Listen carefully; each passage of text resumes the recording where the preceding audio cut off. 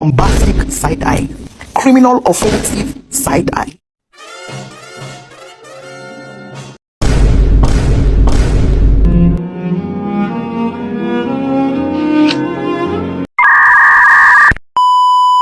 A billion could've never bought. We gonna party like it's 3012 tonight. I wanna show you all the finer things in life. So just forget about the world we got tonight. I'm coming for ya, I'm coming for ya. Assalamualaikum warahmatullahi wabarakatuh. Halo teman-teman semuanya. Perkenalkan, nama saya Nurdana Hibar dengan nomor NPM 02272311151. Saya salah satu mahasiswa Universitas Hairun Kota Ternate, Fakultas Ekonomi dan Bisnis, Program Studi Akuntansi. Tujuan pembuatan video tahap 1 dengan judul materi Teori Keuangan dan Perbankan Syariah, Prinsip dan Praktiknya, yang berdurasi 20 menit untuk memenuhi tugas mata kuliah Ekonomi Syariah. Target audiens utama yaitu mahasiswa praktis keuangan dan masyarakat umum yang tertarik dengan keuangan syariah tentunya. Tujuan pembelajaran video kali ini adalah memahami prinsip-prinsip dasar keuangan syariah, mengetahui perbedaan antara keuangan syariah dan keuangan konvensional secara mendalam, memahami produk dan layanan perbankan syariah, serta mengaplikasikannya. Mampu mengaplikasikannya prinsip keuangan syariah dalam kehidupan sehari-hari dan bisnis. Mengapa keuangan syariah relevan di era modern? Tentu saja di era modern yang penuh dinamika ekonomi global, keuangan syariah semakin menunjukkan relevansinya. Sistem ini bukan hanya tentang larangan riba, tetapi tentang membangun keuangan dan beretika, stabil dan keadilan. Yang pertama, dari sisi pertumbuhan aset, data global menunjukkan bahwa aset lembaga keuangan syariah terus meningkat setiap tahun, baik negara-negara muslim maupun non-muslim. Bahkan banyak negara barat seperti Inggris dan Jepang mulai mengadopsi produk keuangan syariah karena stabil dan transparan. Yang kedua, dari sisi etika, sistem keuangan syariah menekankan kejujuran, tanggung jawab, dan keadilan dalam transaksi. Ini sangat relevan di tengah banyak praktik keuangan spekulatif dan manipulatif, serta yang sering memicu krisis. Yang ketiga, yaitu dari sisi stabilitas, keuangan syariah menghindari transaksi berbasis bunga dan spekulasi yang berlebihan. Hal ini menjadikan lebih banyak tanggung terhadap goncangan ekonomi. Jadi teman-teman, keuangan syariah bukan sekedar alternatif, tetapi juga solusi nyata untuk menciptakan sistem keuangan yang berkelanjutan, adil, dan manusiawi. Selanjutnya kita masuk pada pengertian keuangan syariah. Keuangan syariah adalah sistem keuangan yang beroperasi berdasarkan prinsip-prinsip syariah Islam. Landasan hukumnya bersumber dari Al-Quran, hadis, ijma, dan qiyas. Berbeda dengan sistem keuangan konvensional, keuangan syariah menekankan pada beberapa aspek. Yang pertama, larangan riba atau bunga, tidak ada keuntungan tanpa risiko. Yang kedua, prinsip bagi hasil, mudharabah atau musyarakah, keuntungan dan risiko ditanggung bersama. Yang ketiga, investasi halal, hanya pada sektor yang bermanfaat dan sesuai etika. Yang keempat, kepatuhan terhadap nilai norma dan keadilan sosial. Setiap transaksi keuangan dalam sistem syariah tidak hanya mengejar keuntungan, tetapi juga mempertimbangkan dampak sosial dan keberkahan. Selanjutnya kita masuk pada prinsip-prinsip utama keuangan syariah. Larangan riba atau bunga. Riba yang berarti pengambilan tambahan dari pokok utang secara tidak adil. Dalam Islam, riba dilarang karena keadilan atau riba menciptakan ketimpangan pihak pemberi pinjaman peminjaman keuntungan tanpa risiko, sementara peminjam menanggung beban. Yang kedua, pemertaan ekonomi. Sistem bunga memperkaya pemilik modal dan menekan masyarakat kecil. Yang ketiga, etika dan moralitas. Riba menumbuhkan keserakahan dan menghasilkan empati sosial. Yang keempat, stabilitas sosial. Ketimpangan akibat riba dan dapat memicu konflik sosial dan krisis ekonomi. Salah satu contohnya, di Maluku Utara, banyak pelaku UMKM yang sulit berkembang karena sistem peminjaman bunga terlalu tinggi. Dengan sistem bagi hasil, mereka bisa mendapatkan modal tanpa terjerat bunga, dan keuntungan dibagi secara adil sesuai kinerja usaha. Alternatif pengganti riba. Margin keuntungan dalam jual beli atau mudharabah, skema bagi hasil atau mudharabah dan musyarakah. Ini adalah larangan gahar atau ketidakpastian. Gahar adalah ketidakjelasan dalam akad yang bisa merugikan salah satu pihak. Contohnya, menjual barang yang belum jelas wujudnya. Transaksi spekulatif berlebihan di pasar modal. Prinsip syariah menuntut transparansi, kejelasan, dan kejujuran dalam setiap transaksi agar tidak ada pihak yang dirugikan. Selanjutnya yaitu ada larangan masyir atau perjudian. Masyir adalah praktik spekulatif atau untung-untungan. Dalam konteks modern, ini bisa berupa transaksi derivatif yang hanya mengejar untung secara cepat.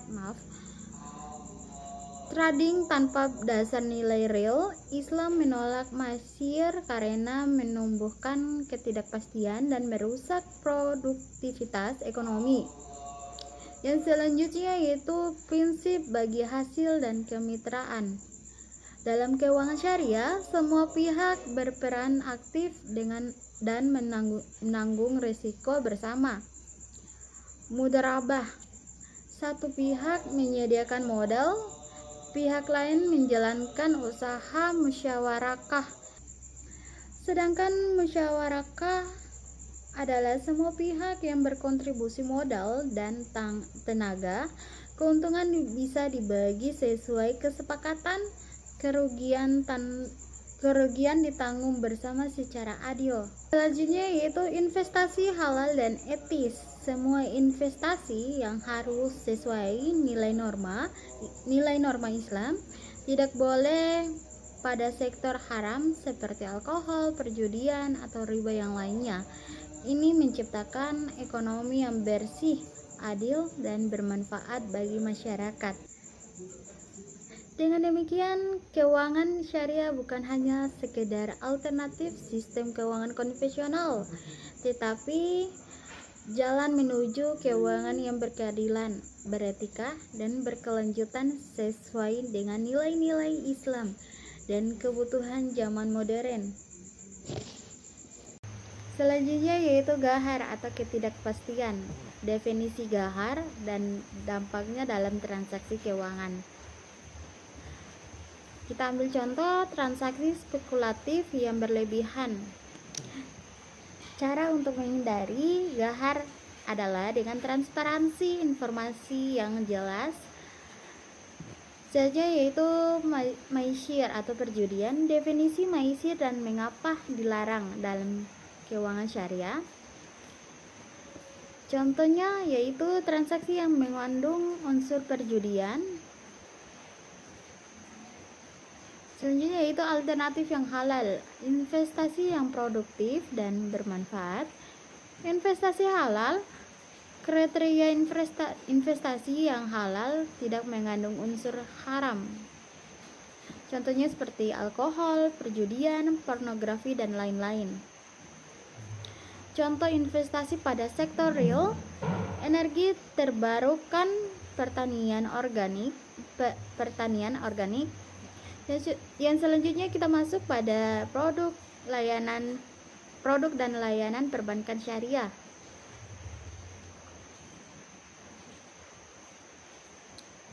Tabungan syariah, akad wadiah atau titipan, dan mudharabah atau bagi hasil, keuntungan dan risiko masing-masing akad. Contoh tabungan pendidikan dengan akad mudharabah. Pembiayaan syariah, mudharabah atau jual beli, ijarah atau sewa, istihnah atau pesanan. Aplikasi dalam pembiayaan rumah, kendaraan, dan modal usaha. Contohnya seperti pembiayaan rumah dengan akad mudharabah. Yang selanjutnya yaitu kartu kredit syariah. Prinsip dasar kartu kredit syariah, tidak ada riba, biaya transparan. Yang selanjutnya yaitu fitur dan manfaat kartu kredit syariah. Kita ambil contoh penggunaan kartu kredit syariah untuk transaksi sehari-hari. Yang selanjutnya yaitu asuransi syariah atau takaful. Prinsip dasar takaful tolong-menolong, berbagai risiko. Perbedaan dengan asuransi konvensional. Contohnya takaful kesehatan atau takaful pendidikan. Yang selanjutnya kita masuk pada aplikasi keuangan syariah dalam kehidupan sehari-hari. Perencanaan keuangan keluarga. Susun anggaran dengan prinsip syariah, mengelola utang secara pertanggungjawaban. Zakat dan infak sebagai bagian dari perencanaan keuangan. Investasi syariah, memahami investasi yang sesuai dengan prinsip-prinsip syariah. Diversifikasikan investasi untuk mengurangi risiko. Contoh, investasi pada suku obligasi syariah. Bisnis syariah, memulai bisnis dengan modal dari bank syariah. Mengelola bisnis sesuai dengan prinsip-prinsip syariah. Kita ambil contoh yaitu bisnis kuliner halal. Selanjutnya kita masuk pada tantangan dan perspektif keuangan syariah. Tantangan, kurangnya pemahaman masyarakat tentang keuangan syariah. Kurangnya tenaga ahli di bidang keuangan syariah. Regulasi yang belum sepenuhnya mendukung prospektif potensi yang pertumbuhan dengan besar. Kesadaran masyarakat yang semakin meningkat. Inovasi produk dan layanan keuangan syariah.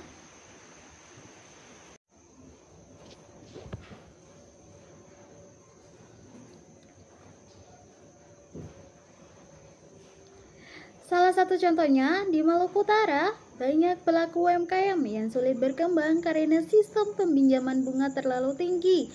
Dengan sistem bagi hasil, mereka bisa mendapatkan modal tanpa terjerat bunga, dan keuntungan dibagi secara adil sesuai kinerja usaha. Alternatif pengganti riba. Margin keuntungan dalam jual beli atau mudharabah, skema bagi hasil atau mudharabah dan musyarakah.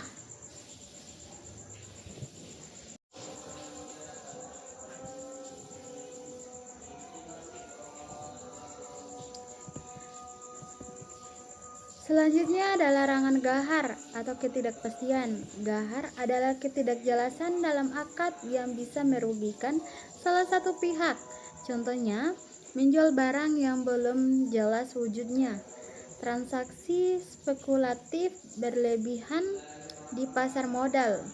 Prinsip syariah menuntut transparansi, kejelasan, dan kejujuran dalam setiap transaksi agar tidak ada pihak yang dirugikan.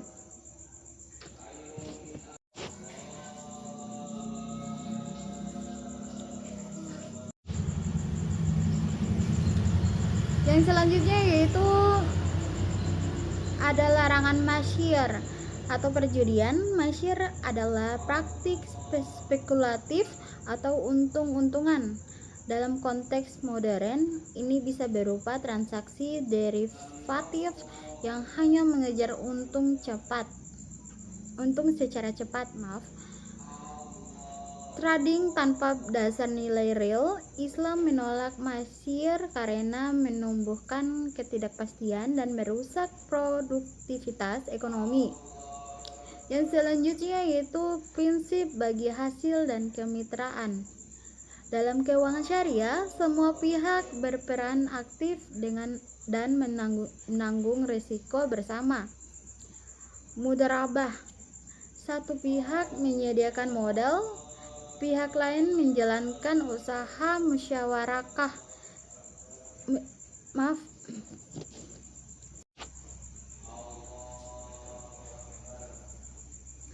Sedangkan musyawarakah adalah semua pihak yang berkontribusi modal dan tenaga. Keuntungan bisa dibagi sesuai kesepakatan, kerugian ditanggung bersama secara adil.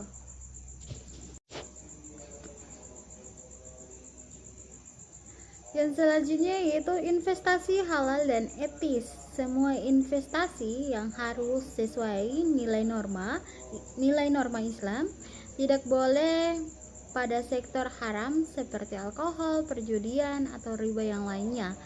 Ini menciptakan ekonomi yang bersih, adil, dan bermanfaat bagi masyarakat.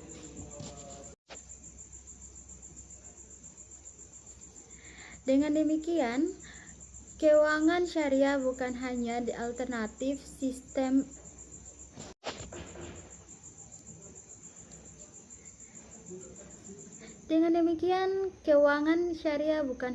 sekedar alternatif sistem keuangan konvensional, tetapi jalan menuju keuangan yang berkeadilan, beretika, dan berkelanjutan sesuai dengan nilai-nilai Islam dan kebutuhan zaman modern.